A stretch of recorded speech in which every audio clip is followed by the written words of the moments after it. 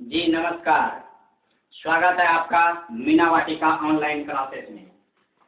आज के क्लास में हम लोग कुछ पॉइंट्स का डिस्कस करेंगे, वैसे पॉइंट्स का डिस्कस करेंगे जो पॉइंट्स अभी हाल ही में सुर्खियों में है और इनसे एग्जाम में क्वेश्चन बनने की पूर्ण गारंटी है। तो चलिए समझते हैं। आज का पहला पॉइंट है शरद अरविंद बोबड़े। शरद अरविंद बोबड़े, जी हाँ, शरद अरविंद बोबड़े ये भारत के सुप्रीम कोर्ट के यानी सर्वोच्च न्यायालय के 47वें मुख्य न्यायाधीश हैं। तो याद रखिएगा कि माननीय न्यायाधीश हैं भारत के सुप्रीम कोर्ट का, है ना, 47वां मुख्य न्यायाधीश, है ना, 47वां मुख्य न्यायाधीश शरद अरविंद बोबड़े जो आप स्क्रीन पर देख रहे हैं, ये भारत के 47वें मुख्य न्यायाधीश हैं। क्लियर है? सुप्रीम कोर्ट के। इसका संबंध यानी शरद अरविंद बोबड़े का संबंध महाराष्ट्र से है। ये महाराष्ट्र राज्य से बिलोंग करते हैं शरद अरविंद बोबड़े, है ना, महाराष्ट्र से, और ये भारत के 47वें मुख्य न्यायाधीश हैं। क्लियर है? भारत में यदि न्याय व्यवस्था की यदि बात करें तो भारत में न्यायिक व्यवस्था एकहरी और एकीकृत है। क्या है? एकहरी साथ ही साथ एकीकृत है, जिसके सर्वोच्च शिखर पर अपना सुप्रीम कोर्ट है ना, जिसके सर्वोच्च शिखर पर सुप्रीम कोर्ट है ना। ये सर्वोच्च न्यायालय एकदम सर्वोच्च शिखर पर होता है, यानी भारत में न्यायिक व्यवस्था एकहरी और एकीकृत है, जिसके सर्वोच्च शिखर पर सुप्रीम कोर्ट है। क्लियर है? सुप्रीम कोर्ट के न्यायाधीश बनने के लिए बहुत अच्छा क्वेश्चन था, याद रखिएगा। सुप्रीम कोर्ट के न्यायाधीश बनने के लिए न्यूनतम आयु सीमा का निर्धारण नहीं किया गया है, न्यूनतम आयु सीमा निर्धारित नहीं है। तो याद रखिएगा, क्वेश्चन यहाँ पर उलझाएगा कि बताइए कि सुप्रीम कोर्ट के न्यायाधीश का, सुप्रीम कोर्ट के न्यायाधीश का, है ना, न्यायाधीश का न्यूनतम आयु सीमा कितना होता है? न्यूनतम आयु सीमा, है ना, सॉरी, न्यूनतम आयु सीमा क्या है? तो कहिएगा सुप्रीम कोर्ट के न्यायाधीश का न्यूनतम आयु सीमा निर्धारित नहीं है। क्या है? निर्धारित नहीं है, यानी कोई भी न्यूनतम आयु सीमा निर्धारित नहीं है सुप्रीम कोर्ट के न्यायाधीश बनने के लिए। यदि सुप्रीम कोर्ट की सारी योग्यता आप में आती है सिर्फ आयु को छोड़ करके, तो आप सुप्रीम कोर्ट के न्यायाधीश बनने के योग्य हैं। और हाल ही में अभी जो भारत के सुप्रीम कोर्ट के 47वें मुख्य न्यायाधीश बने हैं वो हैं शरद अरविंद बोबड़े। तो याद रखिएगा, इसकी नियुक्ति बहुत पहले हो चुका है, लेकिन इतना याद रखिएगा शरद अरविंद बोबड़े इंपॉर्टेंट है, क्वेश्चन यहाँ से बनेगा। इनका संबंध है महाराष्ट्र से। सुप्रीम कोर्ट से संबंधित एक तथ्य और सामने आता है जो बहुत इंपॉर्टेंट है। इनका जो गठन है, सुप्रीम कोर्ट का जो गठन है, सुप्रीम कोर्ट का गठन भारतीय संविधान के आर्टिकल यानी अनुच्छेद 124 के अंतर्गत भारतीय संविधान में सुप्रीम कोर्ट की व्याख्या की गई है, यानी भारत में एक सर्वोच्च न्यायालय होगा। यह अनुच्छेद 124 में ऐसी बात लिखी गई है। साथ ही साथ यदि मुख्य न्यायाधीश चाहें तो राष्ट्रपति की पूर्व स्वीकृति लेकर वह दिल्ली के अतिरिक्त अन्य जगहों पर भी जो है सर्वोच्च न्यायालय की बैठकों को बुला सकते हैं। किससे लेकर? राष्ट्रपति की स्वीकृति के बाद। ऐसा अब तक हमारे संविधान में 2 जगह हुआ है, एक बार हैदराबाद और एक बार श्रीनगर में।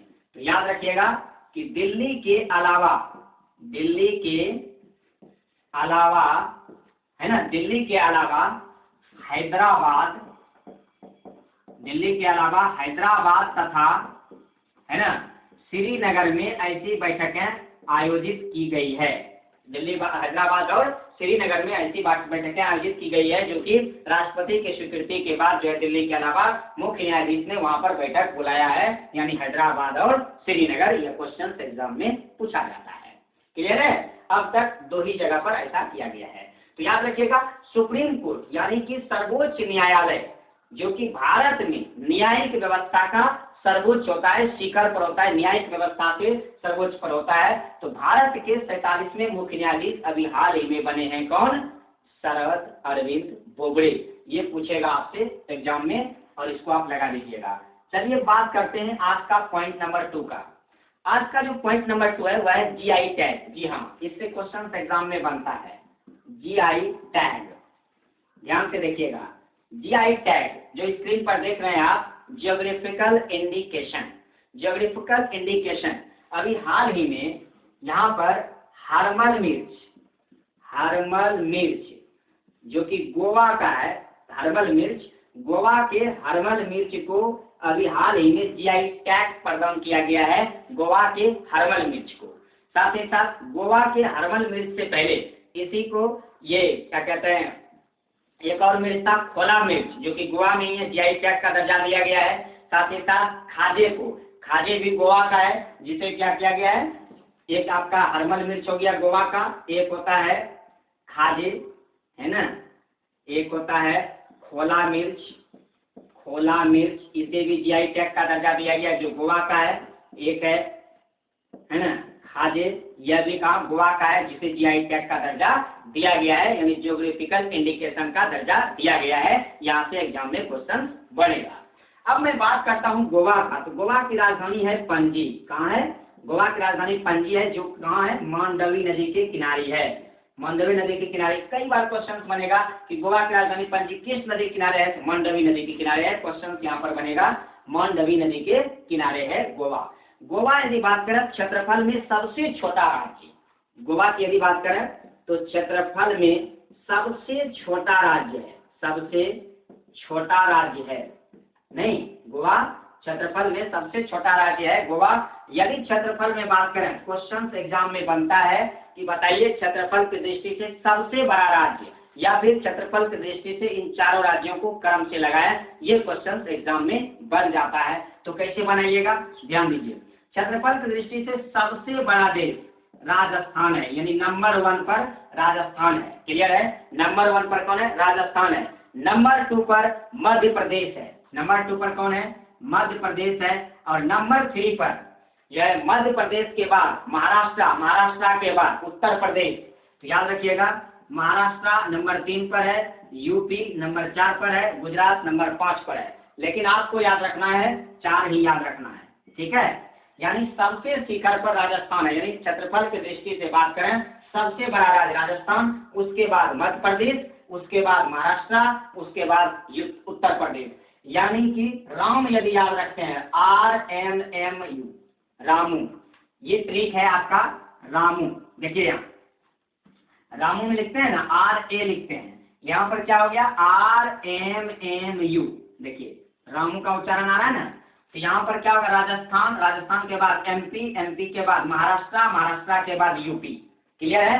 तो राजस्थान, मध्य प्रदेश, महाराष्ट्र और यूपी, ये क्रम से लगाने कहेगा, आप आराम से इसे क्रम से लगा पाएंगे। क्षेत्रफल की दृष्टि से सबसे बड़ा राज्य हुआ राजस्थान, सबसे छोटा राज्य हुआ गोवा। क्लियर है? सबसे छोटा क्या रहा? गोवा राज्य हुआ।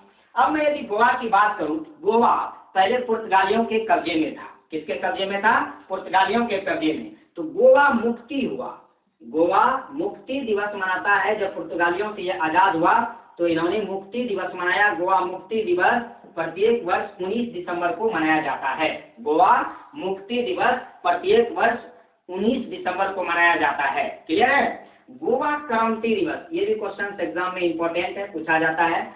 गोवा क्रांति दिवस, गोवा क्रांति दिवस कब मनाया जाता है भाई? 18 जून को।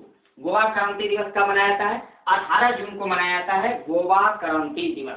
क्लियर है? साथ ही साथ गोवा का स्थापना दिवस, ये भी क्वेश्चन बन सकता है।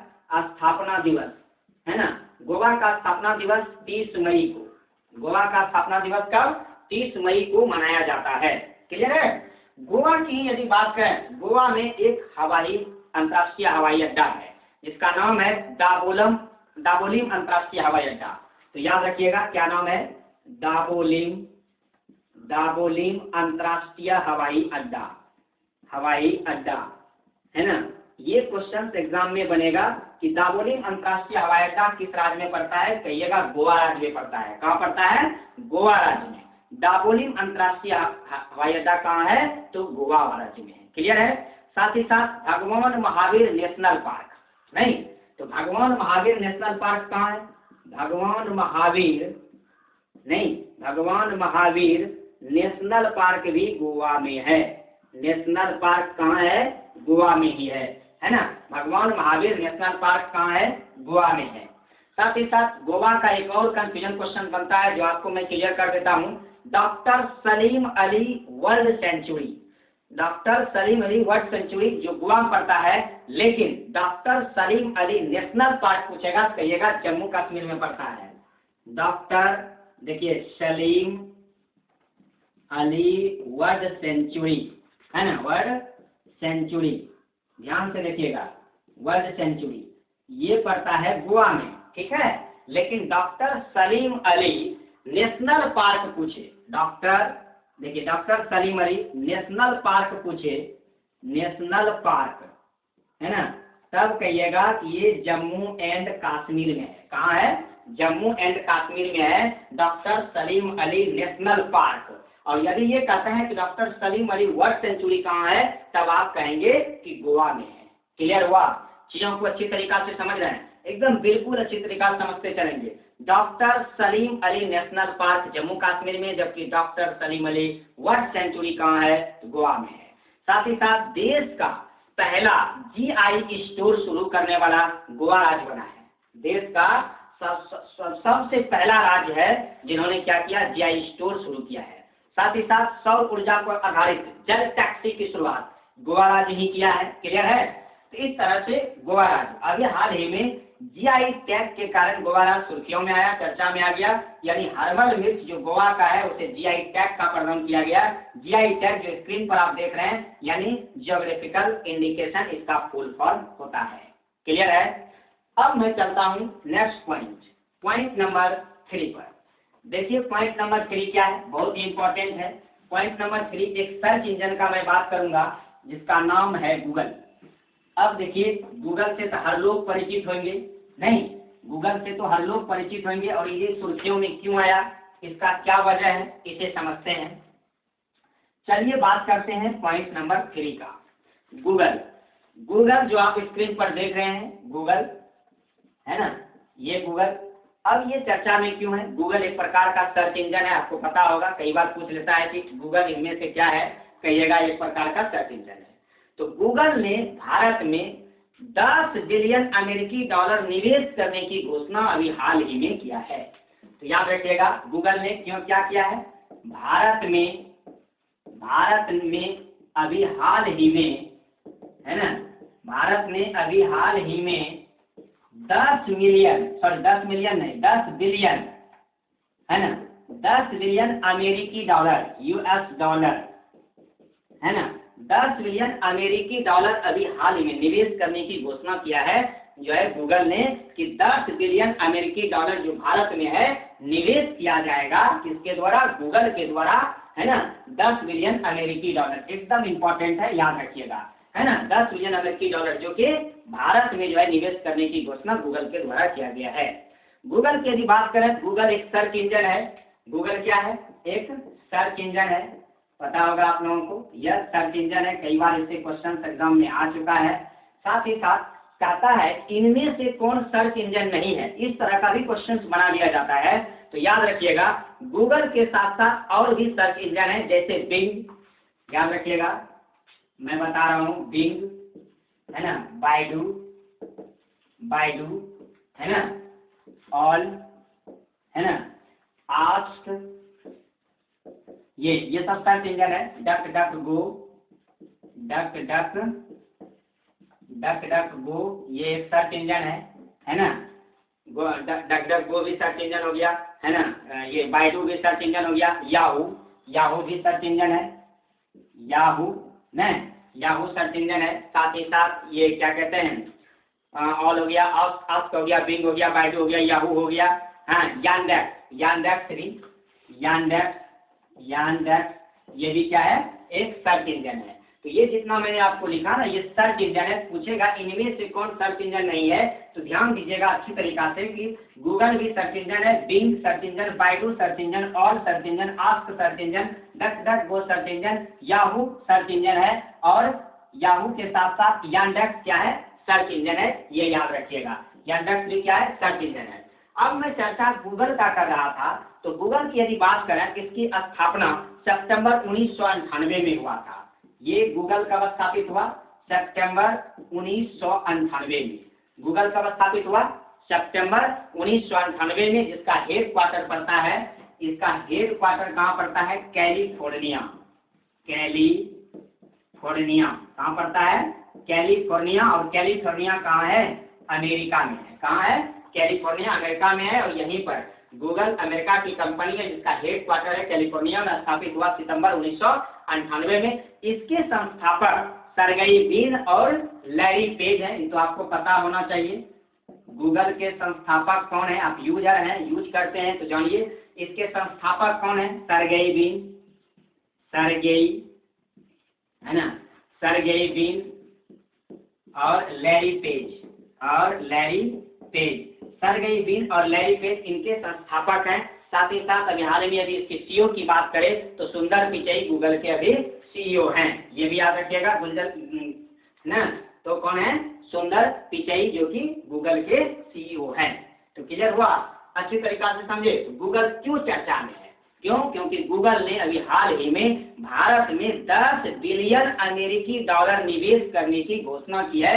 इस वजह से गूगल जो है चर्चा में आ गया। तो चलिए अब मैं बात करता हूँ नेक्स्ट पॉइंट का, और नेक्स्ट पॉइंट है आपका मिशन वृक्षारोपण 2020। देखिए ये बहुत ही इम्पोर्टेंट है, और आप लोगों को पता भी होगा वृक्षारोपण करना ही चाहिए। इंसान को एक वृक्ष अपने जीवन काल में जरूर लगाना चाहिए, है ना, एक वृक्ष जरूर लगाना चाहिए। चलिए मैं बात करता हूँ पॉइंट नंबर 4 का, मिशन वृक्षारोपण, मिशन वृक्षारोपण 2020। ध्यान दीजिएगा, मिशन वृक्षारोपण 2020 जिसका संबंध है उत्तर प्रदेश के सरकार से। मिशन वृक्षारोपण 2020 ये किसके द्वारा चलाया गया? यूपी के सरकार द्वारा, उत्तर प्रदेश सरकार द्वारा चलाया गया, जो कि लखनऊ के कुकरेल, है ना, लखनऊ के कुकरेल वन से जो है स्टार्ट किया गया है मिशन वृक्षारोपण। तो उतना नहीं, इतना याद रखिएगा, मिशन वृक्षारोपण का संबंध किससे है? यूपी सरकार से है। उत्तर प्रदेश सरकार के द्वारा लखनऊ, है ना, के कुकरेल वन से स्टार्ट किया गया है ना, कुकरेल वन।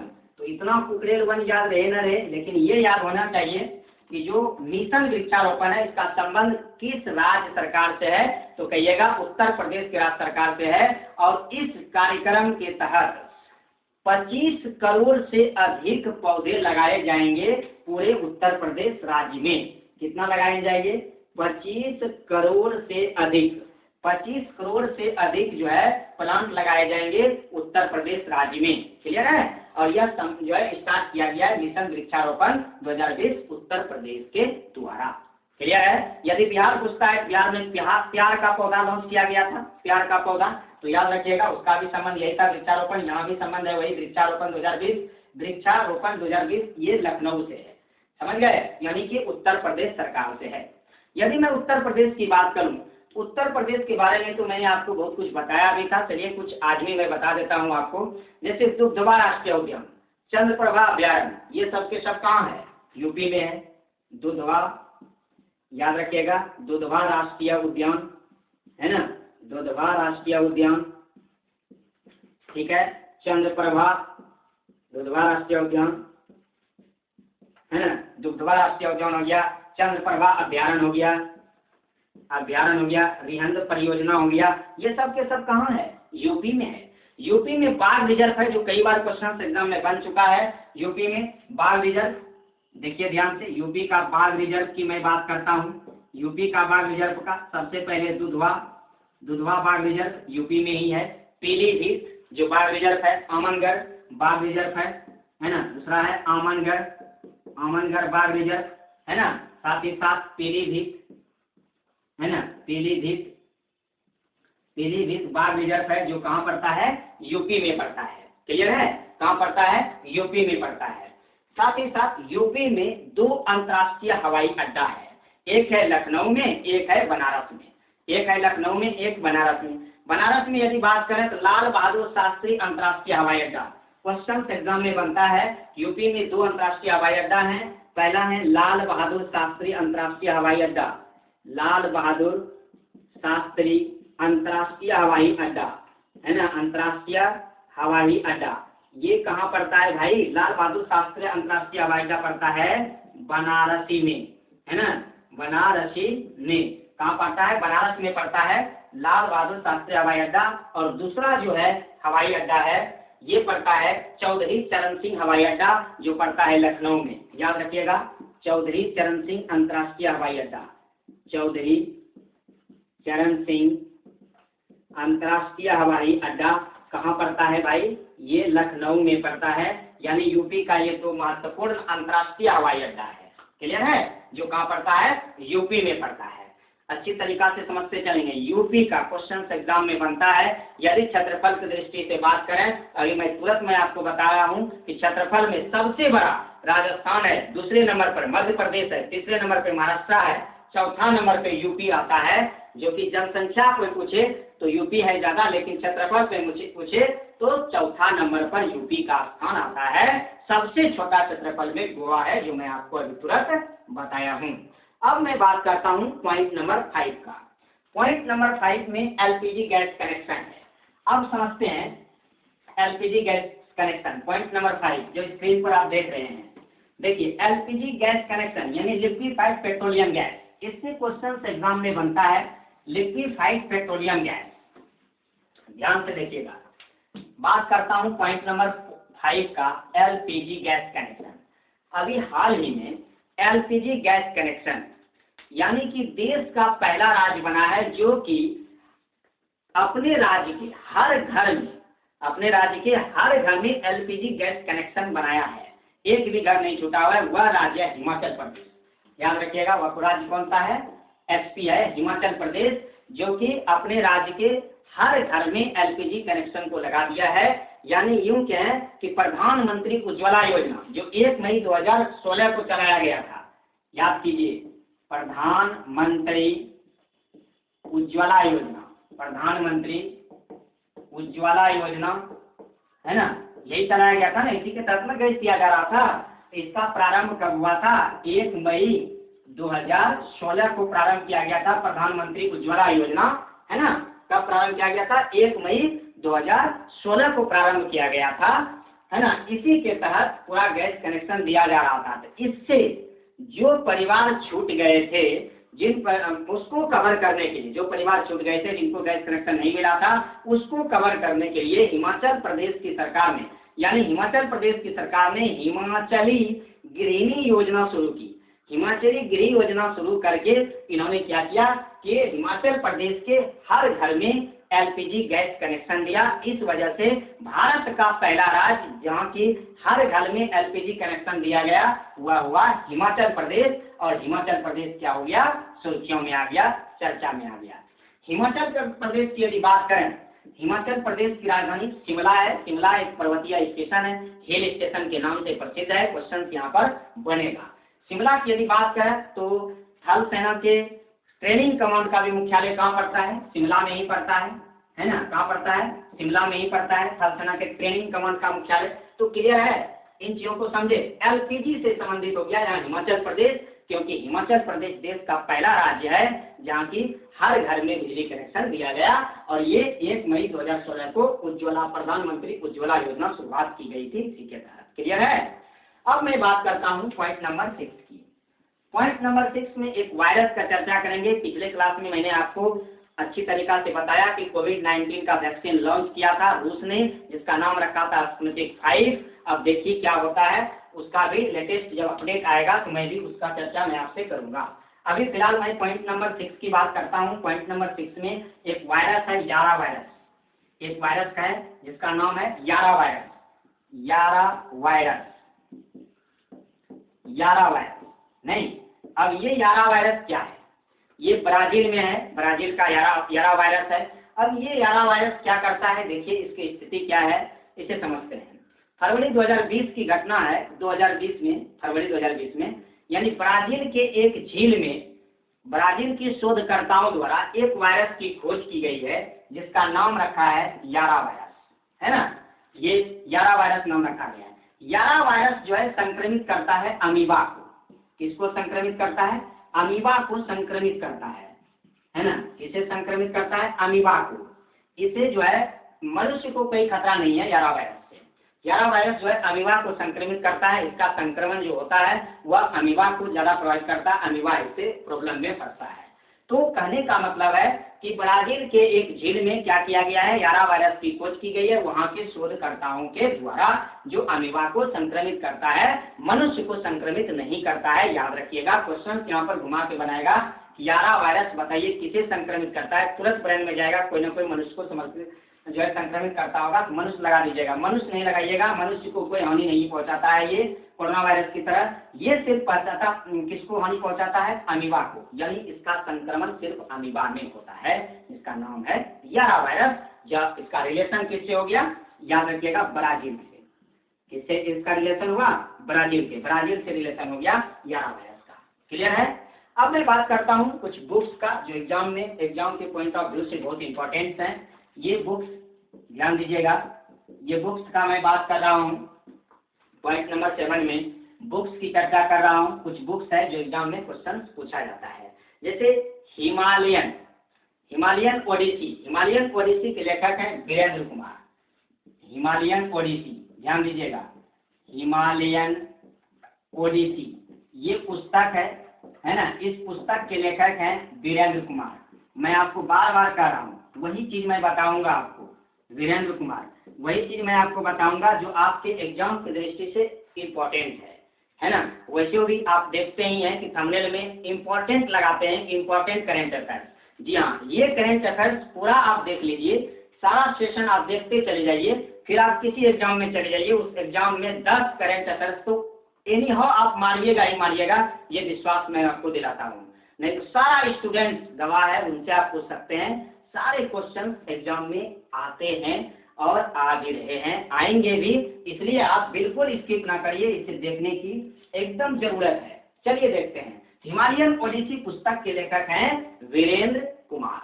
एक और पुस्तक है जो बहुत इंपॉर्टेंट है, इसका नाम है short history of Indian railway. याद रखिएगा, अ शॉर्ट हिस्ट्री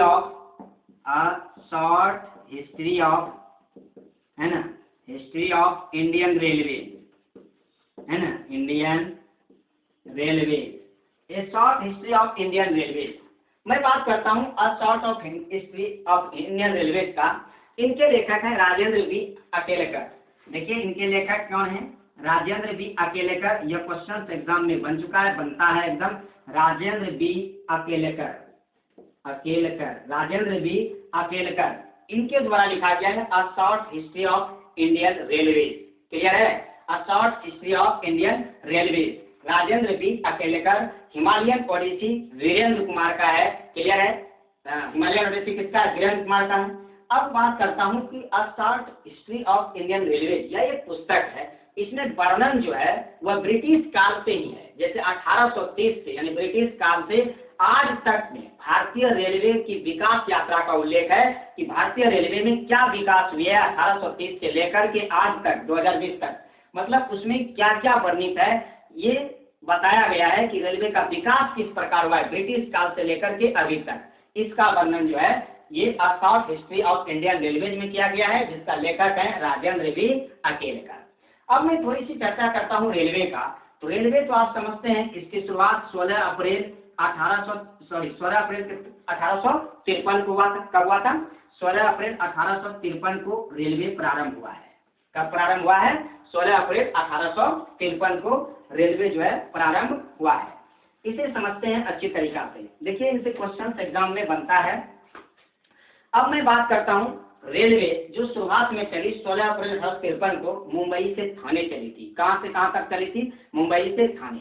यदि बात करता हूँ देश में प्रथम विद्युत रेल, क्वेश्चन एग्जाम में बनता है, देश में प्रथम विद्युत रेल कब चली? तब कहिएगा 3 फरवरी 1925 को चली। कब चली?